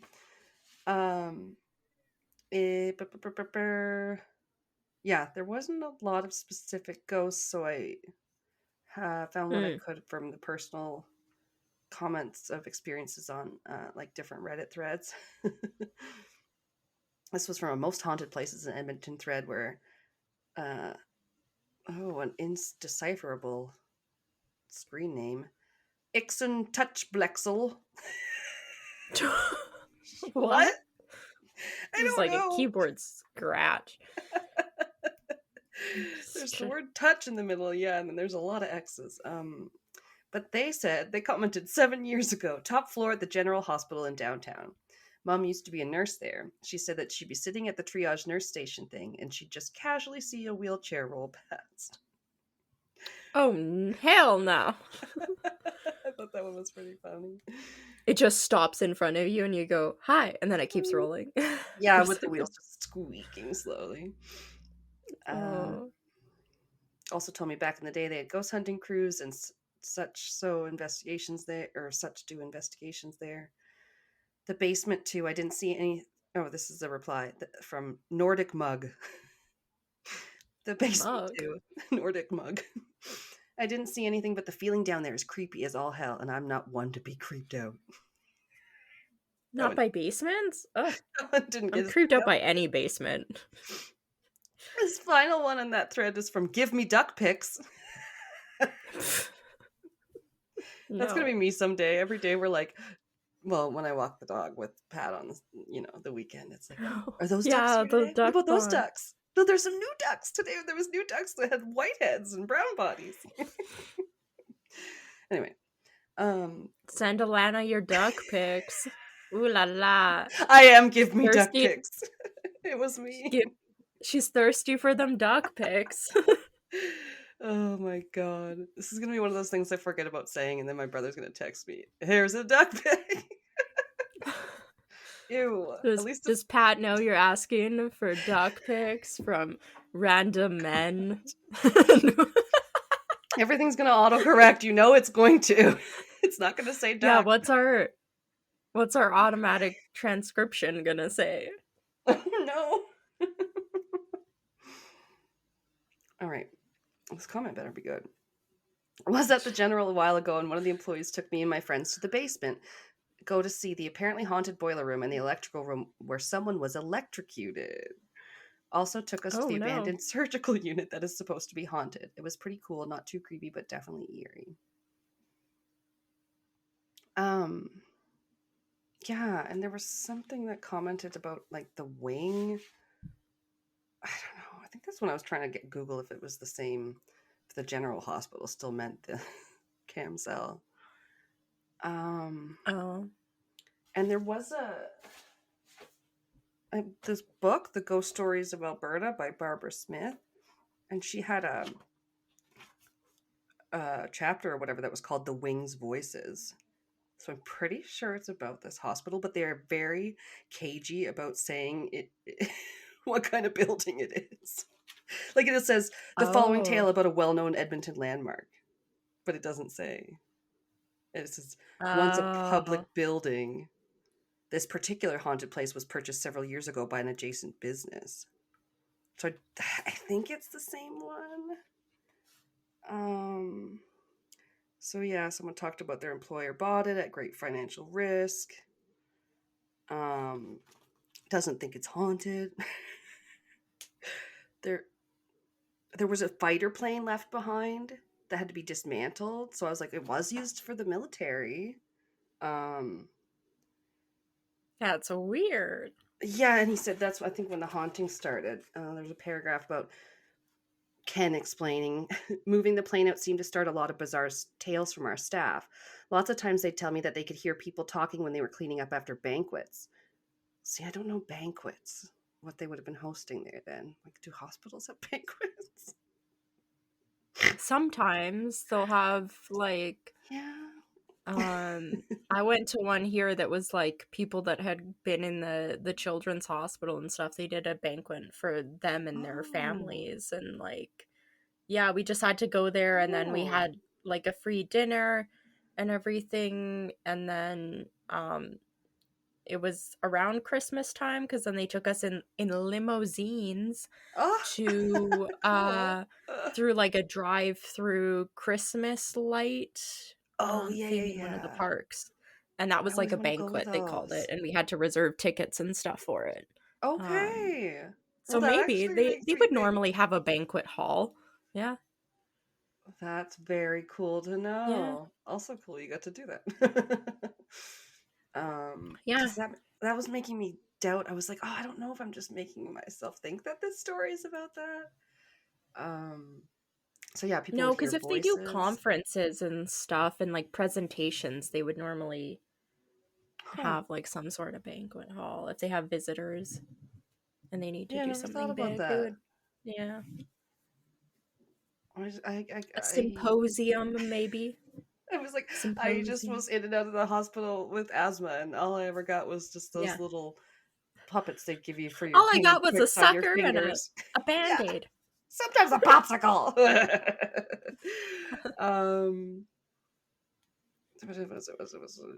Yeah, so they heard voices. Voices were always off in a distance where none of our staff were. Never paid much attention to the stories. One night, this hardworking young man was given a very concrete reason of why he felt creeped out. It was late, and I was giving the place a last check before locking up for the night. Everyone else had left. As I entered the building, I heard a piano being played. The music was clear and beautiful. It was most definitely coming from inside the building. Despite the man's love of music, he turned and fled from the sounds. Yeah. Be like, and I'm out. Goodbye. Yeah, and he's like, now I pay more attention to the stories I hear about it. That's creepy, yeah. So yeah, there was not a lot, and there was one more that I found on Reddit that someone posted about when they went in there. What do you want? That's the story first, or what's been filmed in the building? Let's end with that. What? Yeah, let's do the story and then what's been filmed there. Mission Impossible? What are we talking about? Yeah, I love to end with what movies have been filmed in a place. It's great. Okay, yes, this is a story from a Redditor called Creeped Out 31. Was posted on r/paranormal. And I had to give paragraphs to it because he didn't do that. You'd have to read those long random I hate that. Like, no. Just a block. Yes. Yeah, so I might even shorten a little. But basically, it happened to myself, my older brother, I'll call him Omar, and a couple of our friends. He was 18. They went ghost hunting out to a cemetery, and they got bored there, and they said, let's go to this hospital nearby. This cemetery's boring. This hospital's surely going to be better. Yeah, at least more dangerous. At least we'd be trespassing. Yeah. Committing a crime. So my brother Omar drove there. It was about 5 minutes away. We pull up to this hospital, and it was fenced off with no trespassing signs posted all over. Now, I do not condone trespassing anywhere. Make sure you get proper permission before doing any ghost hunts. But we were young and dumb, so yeah. Anyways, it gets even better. When we pulled up and got out of the car, we walked along the fence to see if we could get in somehow. That's when we heard some voices coming. A siren? I thought that was the cat. The police are coming! Oh no, I think it's a fire truck. Jesus. There is a fire station right by my house, so a lot of times they come down our street. It's not even dark out, but I was like, did I hear a noise? The police, they're coming for them, for the story of trespassing. Hi, Gordo. I love it. That's probably all going to be picked up on the mic, too, because you always get outside noises that are that loud. Poor Gordo up. Oh my God. Oh my Gordo. The fat man. The fat man.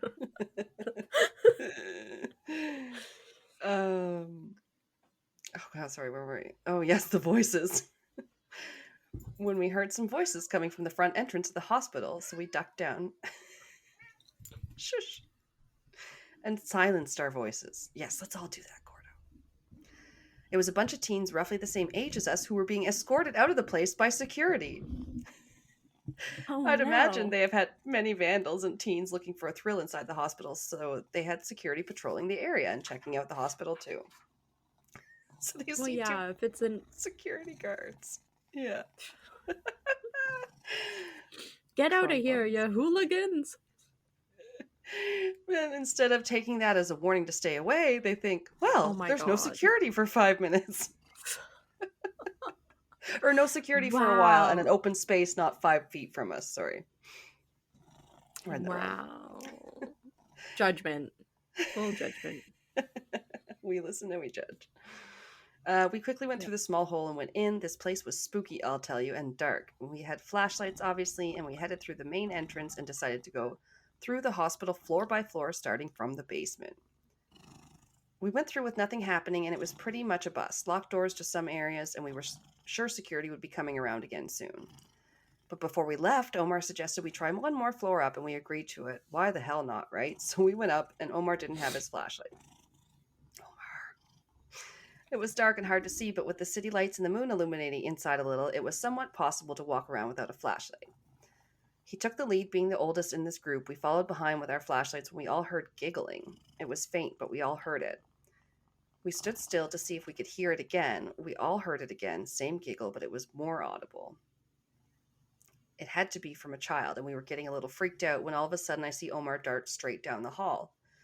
I ran behind him and I asked Omar, "What the hell?" And he said, "I saw someone at the end of the hallway." I told him, "Slow down." For some reason, I felt uncomfortable about this situation. I don't know what it was, but something wasn't right. Omar was wearing a hoodie that night, lucky for him. I caught up to him, I grabbed him by the hoodie and pulled him back, dropping him to the floor because I had seen something in front of him that he must not have seen for whatever reason. "Dude, what gives?" he yells at me. And I said, "Omar, look." And I shone the flashlight about 2 feet in front of him, and there, right in the path he was headed, was a big hole. Spelled W-H-O-L-E. A big hole. Oh. Sorry. A in the whole middle. hole in the ground? A whole hole. A whole ass hole in the ground. Yeah. A big crack. A big crack. In a big hole in the middle of this like cross section where it leads to other corridors. He got up and we stepped closer to the edge, and it was straight shot down to the basement. We were several floors up. Now I know it was the basement because it was completely flooded at the time, and I threw a stone or a piece of cement down the hole just to see how far down it went. And then, sure enough, we heard a splash at the end. Splish, splash. After the stone hit the water, Omar and I heard a giggle again, and we looked up from the hole, and sure enough, on the other side of this massive hole was what I would say looked to be the figure of a little girl, and just as quickly she was there, she was gone, just gone again. I had my flashlight and I shone it in the direction of the little girl, but there was nothing, just the corridor with some hospital beds. That's it. And then he just says, "I know it was a long story, but I'm glad you stuck with it. Thanks, man." They did give him shit in the comments too for the punctuation. The too long didn't read. Too long didn't read. I don't think he did one. Someone's too long didn't read the other day was, "I typed this out, so you're gonna have to." Where did it go? Okay. Whoa, you're so needy. Stay over here. So that was Omar's close call. Okay, now. I'm trying to wrangle this cat. It's a weird cat. No, but guess what they filmed there? Ginger Snaps 2 Unleashed.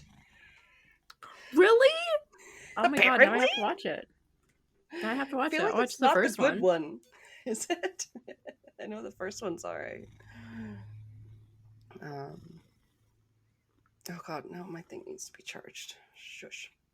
They also filmed one of the Superman movies from the 90s with Dean Cain. It was called Superman. Okay. And they filmed scenes from a movie called Small Sacrifices starring Farrah Fawcett, and an episode of a show called Fear Itself. And finally a film called both Intern Academy and alternatively it's sometimes called White Coats, starring Dan Aykroyd. And apparently a lady called Ingrid Cavallars, who was, it said married to the Edmonton Oilers coach, but that was a former coach because his name was Dallas Eakins. Yeah. And another fun fact, my last fun fact was, now this is my last, this is how I'm ending on it. Oh God. Tommy Chong's dad died there. Bummer, man.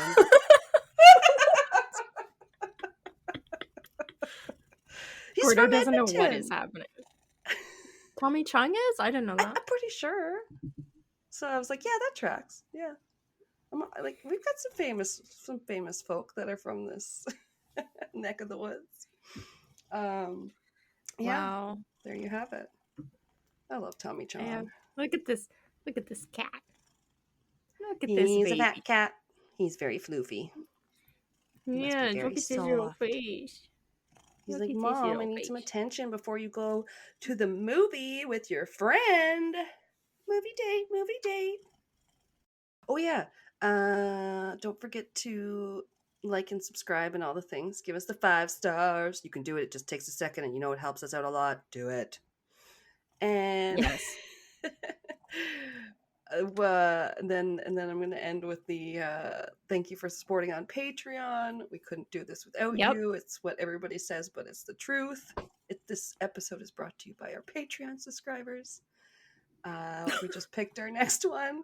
It's going to be fun. We're going to do some movie recs and non-recommendations. No. Yeah. Recommendations for the good, the bad, and the ugly for some movies, and I think it should be fun. We haven't done it before, but we should do that. We should do 3 lists: the good movies, then the bad movies that are fun to watch, and then the movies that are just ugly. Like, yeah, hard to watch. Bad CGI, bad acting. Ooh. The good, the bad, and the ugly. Damn, where would Tusk fall into that? That was just hard to watch because it was gross. So the first time I tried watching it, I watched maybe 60 to 75% of the movie. Okay. And then I stopped and was like, no, like, I'm not even enjoying this. And then it was like a couple years later that I was like, I need to finish this movie. So I, instead of rewatching the whole thing, I just started it from basically the last scene I remembered and then watched to the end and was like, okay, I've seen it. Done. You're like, now I know. Yeah. Yeah. Now you know. Thanks, Kevin Smith. Yeah. No, it should be fun. Yeah. And then we hope you guys will comment your likes and dislikes too. Yeah. Join Patreon, then come up with your own lists and see how many of them are the same as ours. It's like a movie. It's like a book club, and then we'll watch all the movies. We'll watch 60 movies.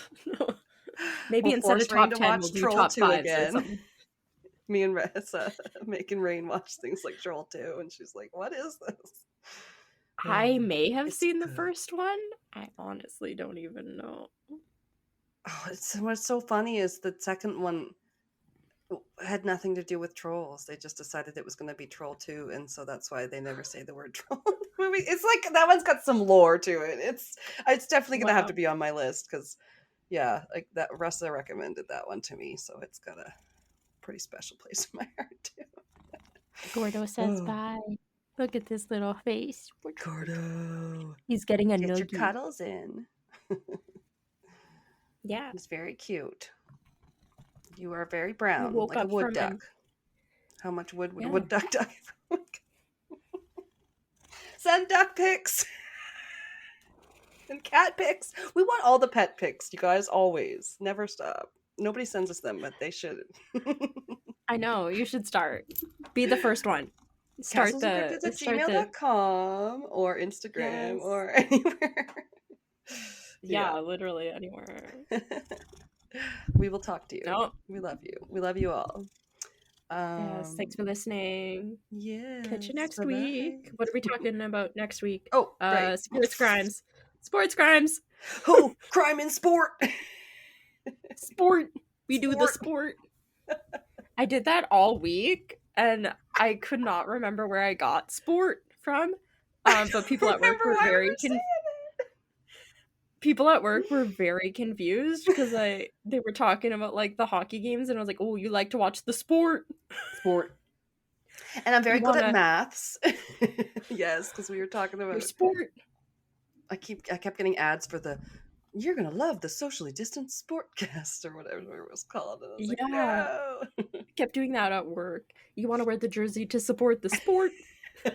The sport team. What's your favorite sport team? Oh God, those things that just catch on, and then they're just in your what's it called? Yeah. Familect, your family dialect.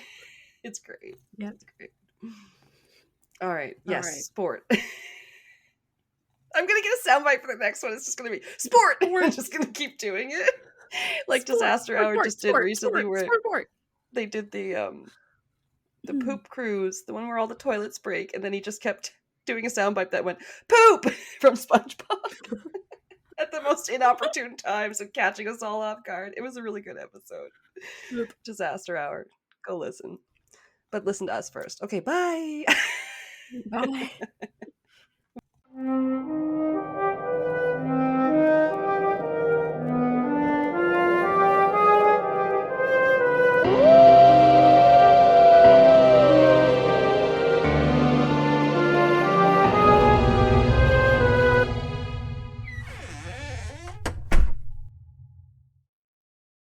Thank you for listening to Castles and Cryptids. We love all our listeners and appreciate every subscriber, every new review, every listen, rate, and download. Our music is by Kobe Off Air, and our cover art is by Antonio Garcia. We are also a proud member of Darkcast Network, where you can find the best and spookiest of all indie podcasts. Follow us on social media, where we are at Castles and Cryptids on mostly all of the things, now including TikTok. Check out our bonus content on Patreon. Cryptid clashes, video minisodes of your host making asses of themselves, Ask Me Anything, quizzes, other special episodes, and more. Starting at just $2 a month, you can get 1 to 2 extra episodes, depending on your level. We produce, edit, and research everything ourselves, and any support you can lend helps us to keep it cryptic.